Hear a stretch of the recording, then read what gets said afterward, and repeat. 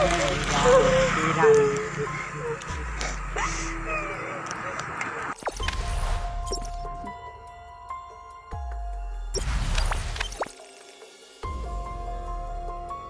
pilu kakek pungut beras di pinggir jalan buat makan, aksi wanita penolong bikin nangis kejer.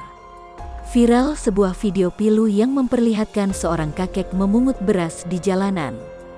Video itu diunggah oleh seorang wanita sambil mengabadikan momen tersebut.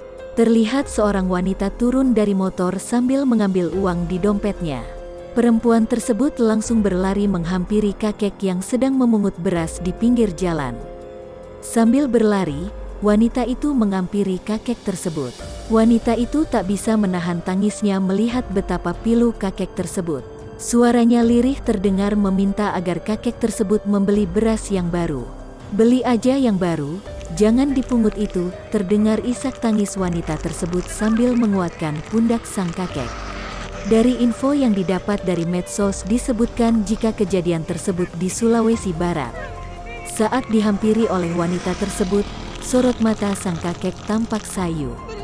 Matanya tampak memandang wanita tersebut lembut, begitu tulus.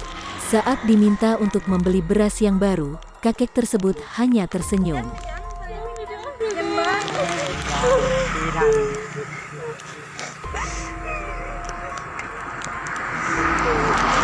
Tapi saya juga itu kotor.